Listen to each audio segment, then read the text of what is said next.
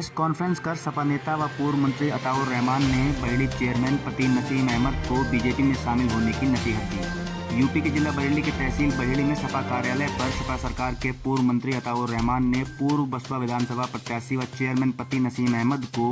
BJP में शामिल होने की नसीहत दे दी। योगी सरकार के 4 साल पूरे होने पर बरेली नगर पालिका में एक कार्यक्रम का आयोजन किया गया था, जिसमें बीजेपी नगर अध्यक्ष सहित अन्य बीजेपी कार्यकर्ता शामिल हुए थे। कार्यक्रम में चेयरमैन पति नसीम अहमद नगर पालिका की ओर से शामिल होकर मुख्यमंत्री योगी आदित्यनाथ सरकार के 4 साल के कार्यकाल की खूबियां बताई थी। इस बात को लेकर सभा के पूर्व मंत्री अताउर रहमान ने कहा कि मेरी सलाह है कि पूर्व बसपा प्रत्याशी नसीम अहमद बीजेपी के एजेंट न बने,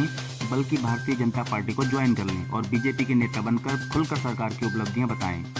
वहीं सपा नेता पीर मोहम्मद ने कहा कि नसीम अहमद शुरू से ही भाजपा के एजेंट बनकर रहे हैं। पिछले विधानसभा चुनाव में भी वोटों का बंटवारा करा दिया था, जिसके कारण बीजेपी ये चुनाव जीत गई। उन्होंने कहा नसीम अहमद सिर्फ समाजवादी पार्टी को नुकसान पहुंचाने का काम कर रहे हैं, जिसके सूबे में सपा सरकार न बन सके, लेकिन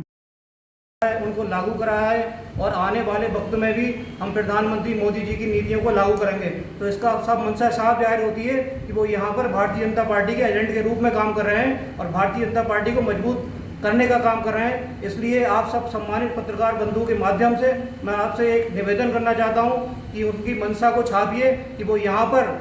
किसी भी तरह से समाजवादी पार्टी को मजबूत करना चाहते हैं और जब भी वो किसी भी पार्टी से चुनाव लड़ेंगे तो वो यहाँ पर भारतीय जनता पार्टी के शह पर चुनाव लड़ेंगे और सिर्फ वोट काटने का काम करेंगे। और ये जनता की समझ में भी आ गया। और कल की नगर पालिका की मीटिंग जो भाजपा और बसपा की दोनों की मीटिंग हुई और बहुजन समाज पार्टी के पूर्व प्रत्याशी ने भारतीय जनता पार्टी के 4 साल के कामों को उनका बहुत गुणगान बखान किया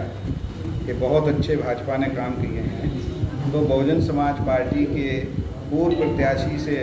को मेरा मशवरा है कि वो अब सिर्फ भारतीय जनता पार्टी में शामिल होना रह गए हैं, लेकिन भारतीय जनता पार्टी के एजेंट के रूप में काम न करें, बल्कि भारतीय जनता पार्टी में अब शामिल हों।